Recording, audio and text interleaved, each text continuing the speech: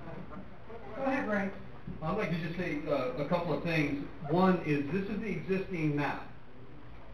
And the problem with the existing map is we've done a census and the majority of the growth has been in this area, along this area, which has put District 2 at approximately 8,000 out of balance with the smallest district. Now this is existing. 8,000 too much, 5,000 too little, 4,000 too little. Okay, this is about status quo. It's within a few hundred. So let's make this instead of a very difficult process, let's break it down into its components. The Board of Supervisors, first of all, the last time redistricting occurred was a public process, and it was the same process that we're facing, other than they went with a citizens committee, and at the end of that citizens committee, the night before it was brought to the Board of Supervisors, individuals got a hold of the map, and it went to the supervisors with very little public input to the final map. Now that's not fiction, that's fact. Now, I want to make sure that everybody in this room clearly understands that the map brought to the Board of Supervisors after dozens of meetings was adopted and accepted. Now, the process, the majority of the board remembered that process of engaging a citizens committee, and people in this room that are in the know what happened, and what the citizens committee proposed was fundamentally ignored. The process went to the board and was accepted. So this time, Supervisor Sweeney remembers being on the citizens committee, said that process was not properly done. He doesn't want to go through that, and there was a majority of the board that concurred. Okay? That's why the board said, look, we are going to step away and let staff deal with this issue. Somebody that has nothing at stake, nothing but to try to rationally think through what occurred. So I'm just telling you what happened at board level. All of the alternatives came forward. Now, Norma Santiago in District 5 live in an area that is a bi-state compact and controlled by the Tahoe Regional Planning Agency, and their laws are fundamentally different than the West Slope. And the Tahoe is defined by the water that flows into Lake Tahoe. So on a 3-2 vote, Supervisor Santiago and I decided anomalies in extreme circumstances dictate that you can have population, one district with less population than the rest. Supervisor Santiago and Supervisor Nutting, we both voted to try to keep Tahoe as one district, but they would come in at 32,000. If somebody sued us, we would have to argue how to justify keeping them smaller. We felt we'd have a good argument, but a lot of testimony came and said we want equal representation.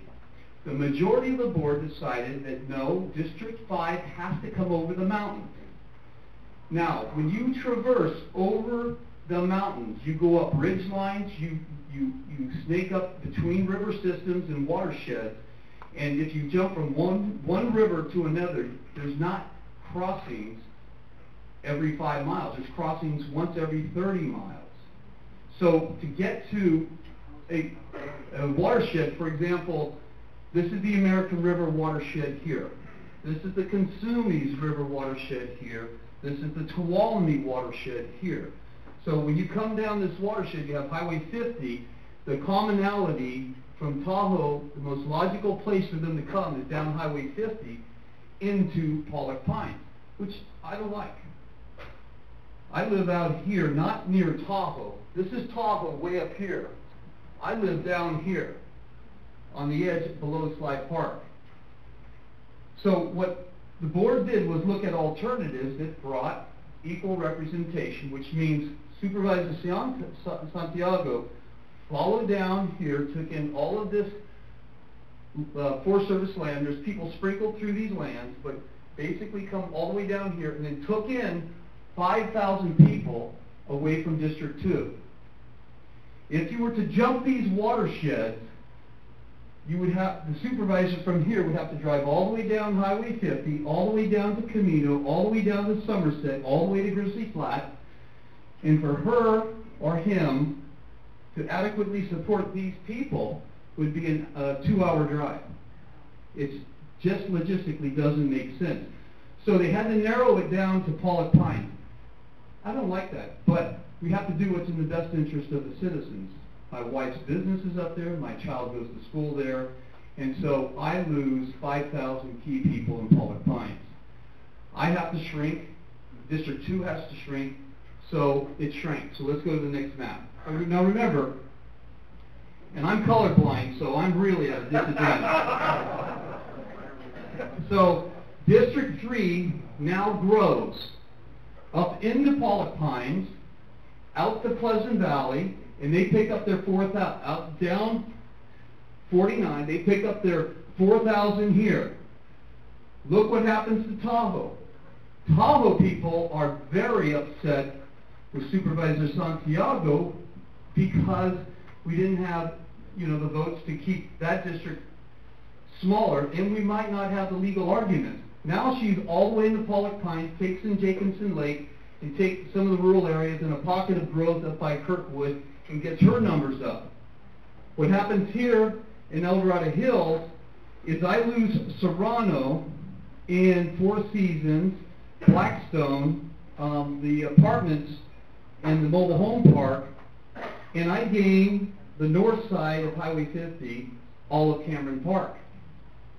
The board struggled with the alternatives, but it got to the point where we had dozens of meetings. I had 4 District 2 meetings, came to 3 of them in El Dorado Hills, beyond the sanctioned meetings by the Board of Supervisors, and I had meetings in, all sprinkled through District 2.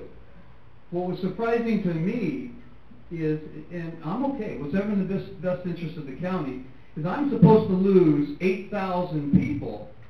But I not only lose 8,000 people, but I gain 10,000 north of Highway 50 in Cameron Park. So it's a big change. It's a big change for Tahoe because they're going to have now people in Pollock Pines, and this is a new pocket of about 5,000 people. So no matter what you do with redistricting, there is somebody's ox that's going to be gored. And staff listened as best they could to try to reflect what they were hearing. Now, there's going to be many problems. Potential solutions are, I mean, if you were to say to, I believe, if you were to say, try to reconfigure here and here and here, you're going to have some difficulties because the boundaries and what staff has done has tried to reflect what logically makes sense for the supervisor in Tahoe to come over the hill. The north part of the county stays rural with the edges next to Placerville, try to break down into here, and along commonality with these rural areas. In the city of Placerville with Diamond Springs and El Dorado, trying to keep that together. And the problem has historically been, how do you divide these rural areas up? And so it shrinks it, brings it down west, includes Cameron Park, and staff decided that all of El Dorado Hills fundamentally, other than El Dorado Hills represented here by Briggs, and El Dorado Hills represented here by me. So you have 3 supervisors, but very small portions of El Dorado Hills. If you want more representation, then you can take a look at the population I have in Cameron Park and the population that John has, and you might be able to shift some of that to where District 2 has more of El Dorado Hills, and you might be able to deal with the populations in Cameron Park. So I wanted to give you a rationale as to why. You see this lake here, it's called Jacobson Lake. It's part of your water supply. And you have your water supply out of Folsom. This water supply sprinkles, is drained all through these communities that have public water. And these are drainages. These drainages have histories with them. The kids go to certain schools based on the drainages. You have road networks based on drainages. You have lifestyles, commonality with shopping, commonality to interchange, intersections, and trade and commerce.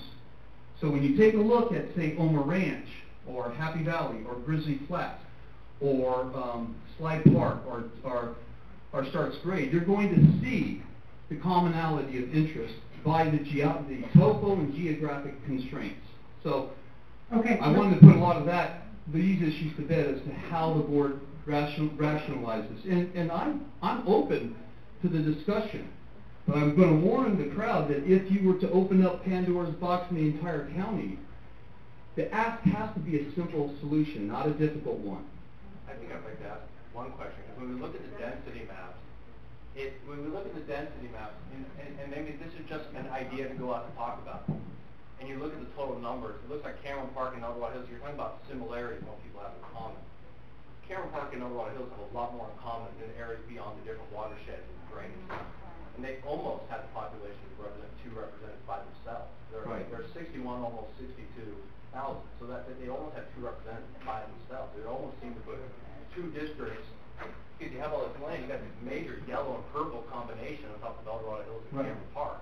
So that's just a proposal I would like to put out, and I don't know the details of it now, but something I'd like the board to consider. Right, and the board's gonna consider whatever you guys put out. from a business standpoint, as